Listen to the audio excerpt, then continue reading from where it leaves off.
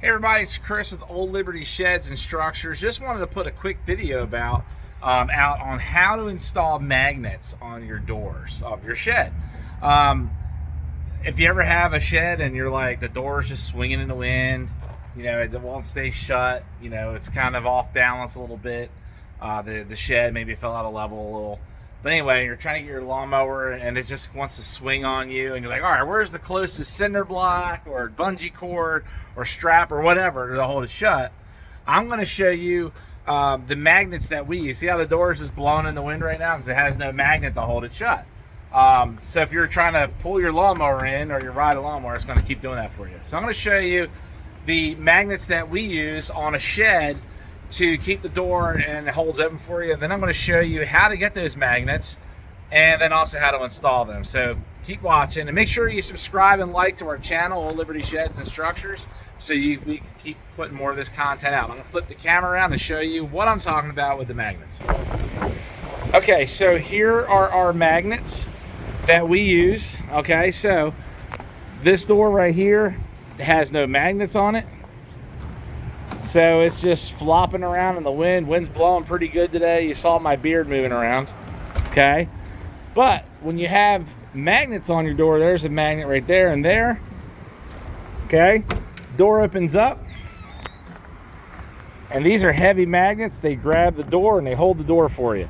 So now the wind isn't going to move the door on you because the magnets are holding it. These are pretty strong magnets. So I'm going to show you how to install these magnets.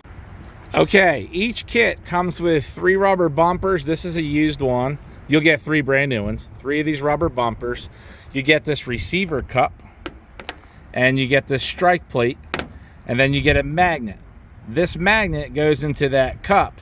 These are very strong, these magnets are. These are 2 together. There's a rubber bushing in between them because they're very strong, and they're rare earth magnets.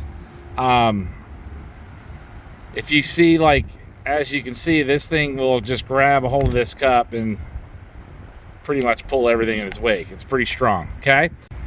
So basically what's going to happen is you're going to run a screw, and it comes with 2 screws. It's going to have a 2.5-inch black and a 1-inch stainless, because one of the black screw is actually going to be hidden by the magnet cup. See, as you can see, this is countersunk.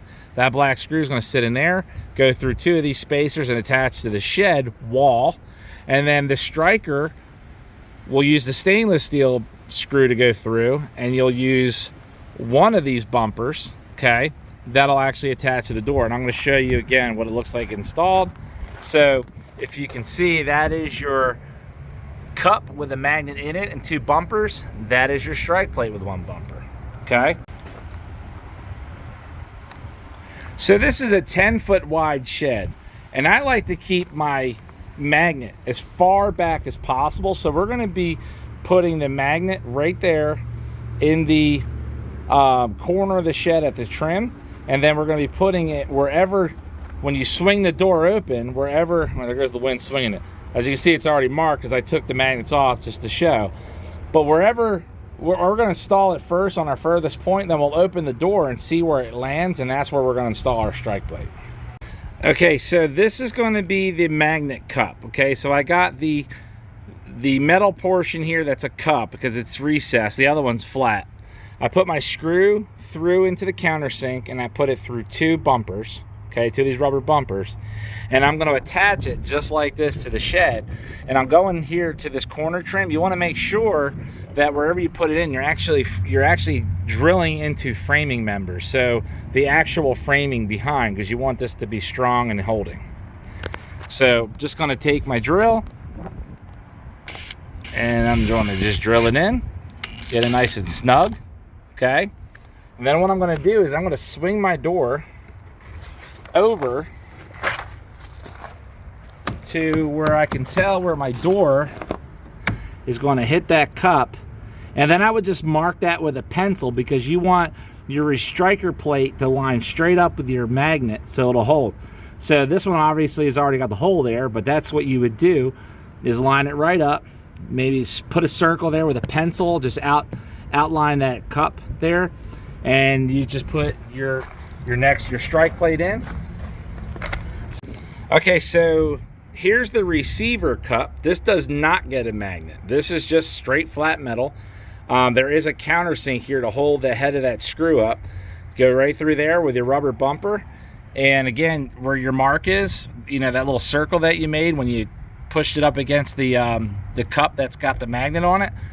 Okay, this one already has a hole here, so I'm just gonna, you're just basically just gonna screw that in with your drill at your mark. Okay, I just drilled it in. I'm just using my phone here. It's kind of hard to do this. I don't have my mount with me. And then you're just gonna take your magnet, okay? And you're gonna take your magnet and you're gonna stick it right into that cup and how it sits in there, okay? Now when you open your door up, that receiver, that strike plate is gonna hit that magnet and it's gonna hold your door for you, okay? And then you just kind of pull it to take it off. Now we'll tell you, the further you get, so the further you get your magnet to the corner of the door and further on the building, the stronger the bond is. This is a shed that's 10 by 12, right? So if you go to some of these sheds that I have out here where the doors are on the side, I know this one's got some dirty doors on it. This is an older shed here. But if you get the magnet further away from each other, the further away their hold, the stronger that hold's gonna be on your shed doors.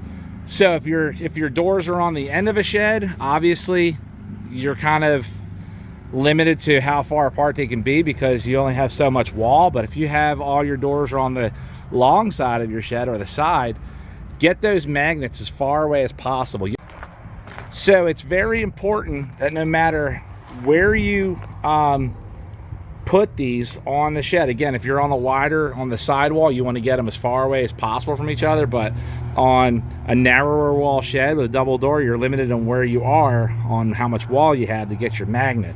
But no matter all that, you want to make sure you get that magnet either into a stud or the bottom plate of the wall, and you want to make sure you get that receiver or that strike plate into one of the framing members of the door, okay? So that way you have something hold. You don't want it to be in the siding with no meat for it to grab into because it's going to yank it out. All right, so I hope that helped you out. Again, subscribe, like this video, share it, comment on it. We want to keep doing videos like this. But if you want to get a set of magnets or a double door kit, look at the link below, or in the information, the details below. You're going to find our email address where you can just send an email, say, hey, I'm interested in a magnet kit for a single door or double door, or a double door kit which comes with 6 hinges, a D-style handle with a key so you can lock your shed, and also 2 spring latches so you can keep your door, 1 spring latch for your passive door, that will allow your door just so you can keep one for your, for your fixed door. You'll have a spring latch for your fixed door and then a doorknob for your passive.